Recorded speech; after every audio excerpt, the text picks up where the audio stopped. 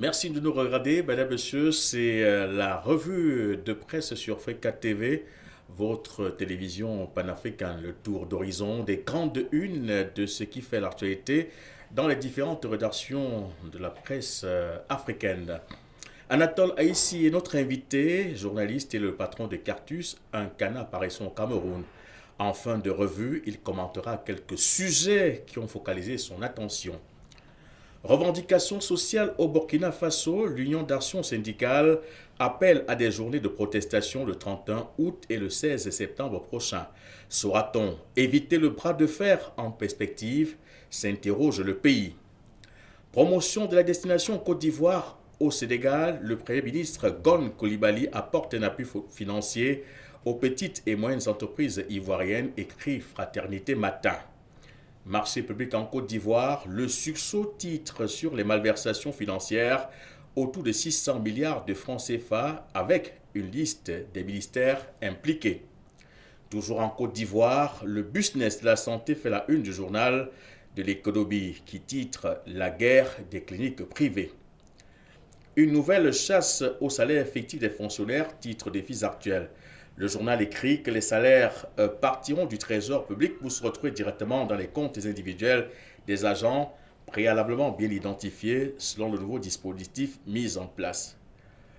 Le panel de médiation et de dialogue pour un mandat présidentiel de transition, titre le quotidien indépendant. Le soir d'Algérie au Gabon, il faut poursuivre les réformes, titre le quotidien de l'Union.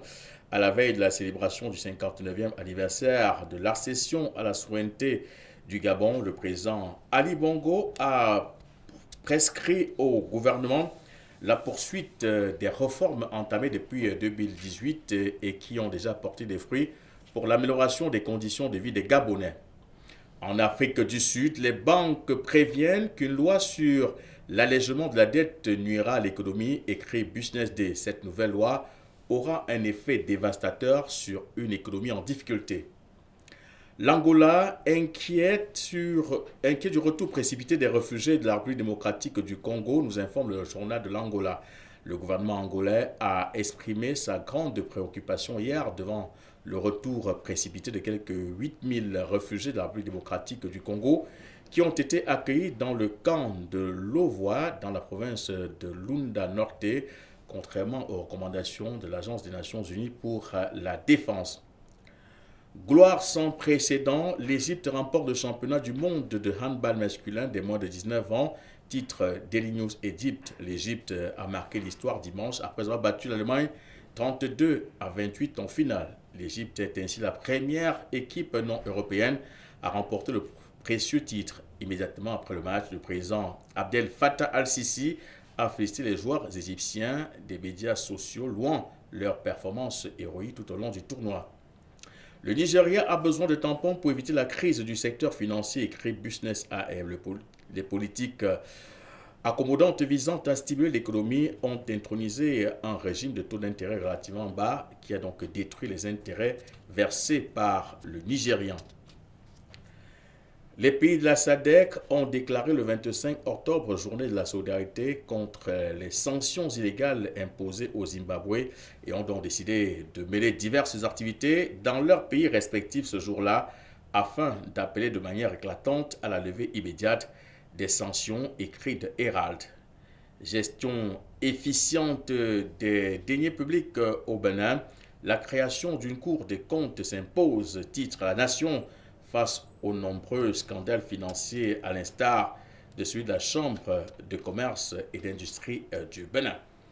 Place donc à présent aux commentaires de l'actualité, place à notre invité, Monsieur Aïssi Anatole, bonjour.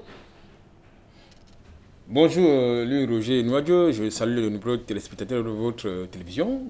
C'est un réel plaisir et c'est un plaisir pour moi d'être votre invité pour commenter l'actualité africaine.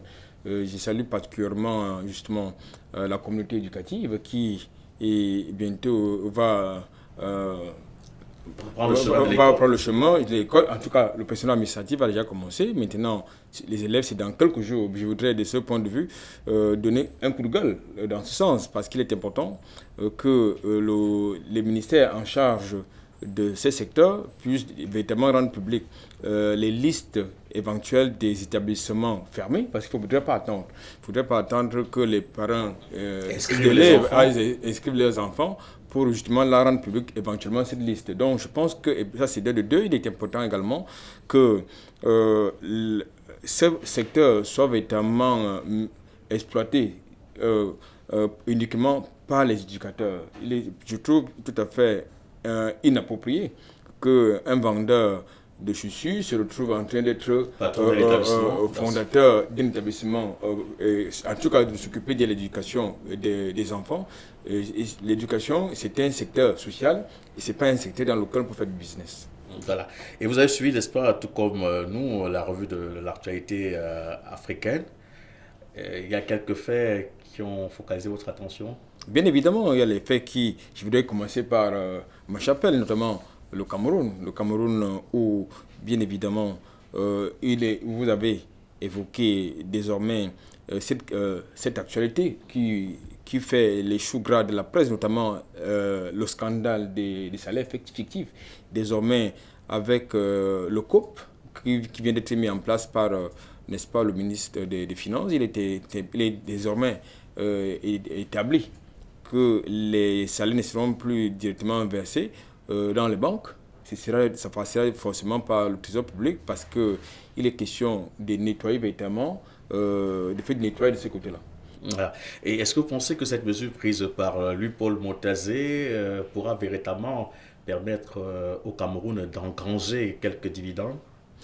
Je pense que je crois qu'il va quand même, par nature, je ne suis pas enthousiaste, mais je crois qu'il faut commencer quelque part.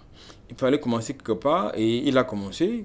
10 000, 22 000, j'allais dire 22 000 salaires fictifs, c'est énorme pour, n'est-ce pas, le trésor public.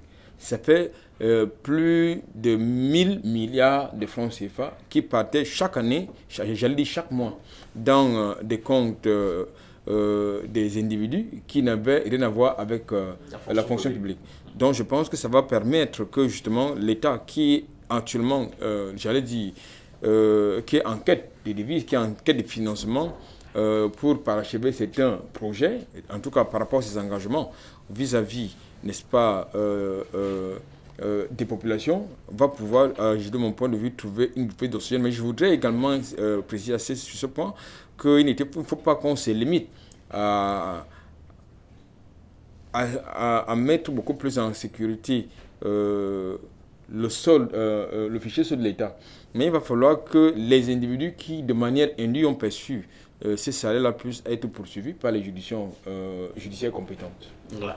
Espérons que ces personnes seront identifiées et interpellées, comme vous le dites. Il y a certainement un autre fait d'actualité qui suscite un commentaire. Absolument. Là, du côté je pense que du côté de la Côte d'Ivoire, où vous avez évoqué la problématique, n'est-ce pas, du business des cliniques privées. Donc je pense que, vous savez, c'est une question centrale, la santé. Vous ne pouvez pas parler d'émergence si vous avez une population malade. Et je crois qu'il s'agit d'un secteur qui mérite d'être un peu plus organisé. Je crois que j'ai le sentiment que partout en Afrique, c'est le même problème qui se pose. C'est-à-dire que nous avons un système de santé qui tombe en déliquescence. Les gens qui ont de l'expertise, très souvent formés au frais du contribuable, vont offrir leur expertise ailleurs que dans leur pays, au regard des conditions de travail et quelquefois aussi des conditions de traitement salarial. Donc je pense qu'il ne faut pas laisser la santé, n'est-ce pas, aux mains, n'est-ce pas, des profanes, parce que c'est un domaine assez pointu qui mérite que l'État, qui a un rôle régalien, puisse véritablement s'en occuper. Aussi bien comme dans le secteur de l'éducation. Mais on se rend compte que c'est également ces ministres qui ont la charge, par exemple, du secteur de la santé publique, qui ont favorisé l'ouverture des cliniques privées, des officines privées. Et pourtant, si ces structures de santé n'étaient pas ouvertes, on ne serait pas en train de vivre cette guerre que l'on vit aujourd'hui en Côte d'Ivoire comme dans d'autres pays africains. Mais écoutez, vous savez, il est important que la santé, comme j'ai indiqué tantôt, ne soit pas seulement l'apanage de l'État. parce que l'État est là pour organiser le fonctionnement de la cité, mais il est important également qu'il joue pleinement son rôle régalien. De ce point de vue, il y a également le secteur privé dans des pays normaux, peut-être comme la Côte d'Ivoire, qui ont un secteur privé assez dynamique.